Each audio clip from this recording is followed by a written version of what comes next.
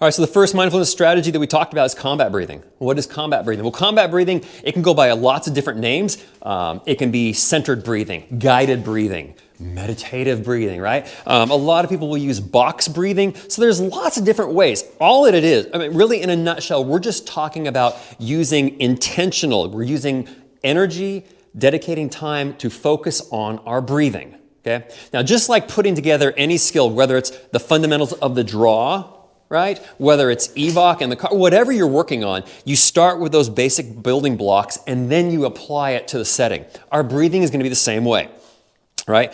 I'm not going to practice my close-eyed mindfulness breathing when I'm responding to a call. Definitely not when I'm not behind the wheel. But if I don't start with a foundation, I can't apply it to those specific situations. Now, why do I want to do this? Well, I want to keep oxygenation. I want to keep oxygen to my brain for thinking. I want to keep it for my eyes, for my vision, because we know when the situation hits, when that adrenaline dumps, my nervous system is going to switch, right? Going between the parasympathetic and sympathetic nervous systems as it's going back and forth, I'm going to lose a lot of my fine motor skills, right? I'm going to suddenly go back to my lizard brain. I'm not going to have those higher order thinking skills, and I am going to start getting into I have the temptation to get into shallow breathing, right? And so now I don't have control of my breathing as I'm trying to navigate, and that's going to compromise me even more. But right now, as I'm coming around the corner, whatever I'm doing, that's not the time for me to think, okay, and 1, 2, 3, 4, breathing. I want to have that so a part of my routine ahead of time that I can dedicate all my energies to coming around this corner and I know, okay, breathing. And then I don't have to think about it anymore because it's already engaged. So here's what we're going to do. Box breathing is using counting like 1, 2, 3, 1, 2, 3, 4. 1, 2, 3, 4. A rectangle to help you guide your breathing. You don't need to do that. You can even just count to yourself. Inhale, 2, 3, 4. Exhale, 2, 3, 4.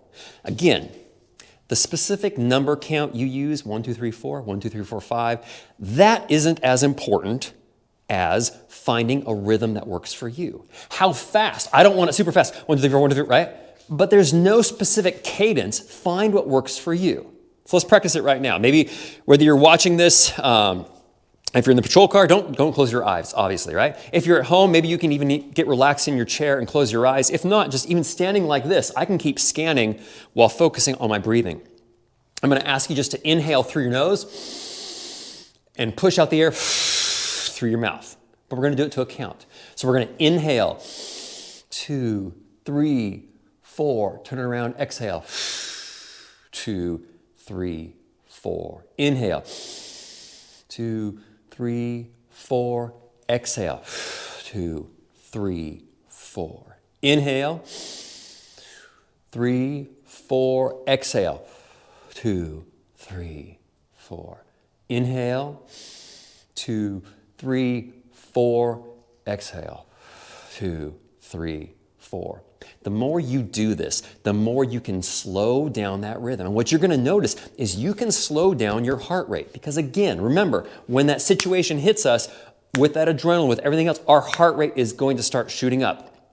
We can't control that, but with our breathing, we can lower that as well. And again, practicing this breathing outside of whatever application. So you have a firm foundation. So that way when you go into whatever it is, firearms qualifications, right? Driving on the course, whatever it may be, you can just give that intentional energy, intentional time of switching on, okay, combat breathing. And then you're good to go. Recently got invited to work with the firefighters. They had me suit up in the gear and do their qualifying exam. And I was all excited. And the video was not kind afterwards, right? Because on the video, you can see I'm total mouth breathing, just trying to survive. Why? I mean, I've done combat breathing, right? I run outside to try to stay in fit. I had never applied it in that setting. So that's a great example, I think, that I learned, and it didn't cost me too much, right? I learned, wow, even I had the necessary building blocks, the foundation in place. I hadn't applied it to that mission. Okay? So again, take all this. Find a way to start your breathing. right? Doesn't have to be like some feel-goodery or whatever. Find a way that works for you for guided breathing, intentional combat breathing. Then start putting it in the different trainings that you're doing, the different exercises that you're doing to make sure it works for your mission.